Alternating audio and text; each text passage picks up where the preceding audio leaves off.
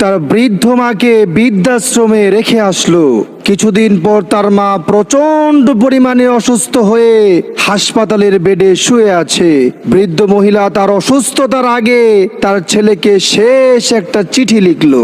একজন ডাক পিয়ন সাইকেলের মাধ্যমে সেই চিঠিটা নিয়ে তার ছেলের কাছে পৌঁছে দিল। চিঠির মধ্যে লেখা ছিল, বাবা, জীবনের শেষ মুহূর্তে আমি তোমাকে দেখতে চাই আর তোমার সাথে কয়েকটা কথা বলতে চাই। এদিকে ছেলে তার মায়ের কাছে গিয়ে কান্না করতে করতে বলল, মা, তুমি আমার সাথে জীবনের কি শেষ কথা বলতে চাও?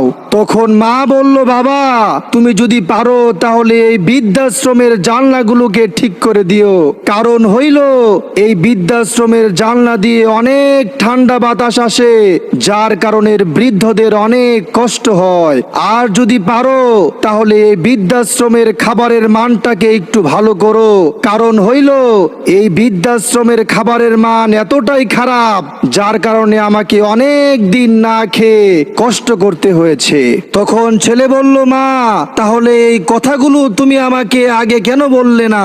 তখন মা বলল, আমি যদি অসুস্থ হয়ে এই দুনিয়ার মায়া ত্যাগ করে চলে যাই আর যখন তুমি বৃদ্ধ হয়ে যাবে তখনও যদি তোমার সন্তানেরা এই বৃদ্ধাশ্রমে তোমাকে রেখে যায়, তাহলে আমার মতো যেন তোমাকে কষ্ট করতে না হয়, এজন্য আগে থেকে আমি তোমাকে সতর্ক করে গেলাম। কারণ হইল আমি তোমার মা, আমি তোমাকে অনেক বেশি ভালোবাসি।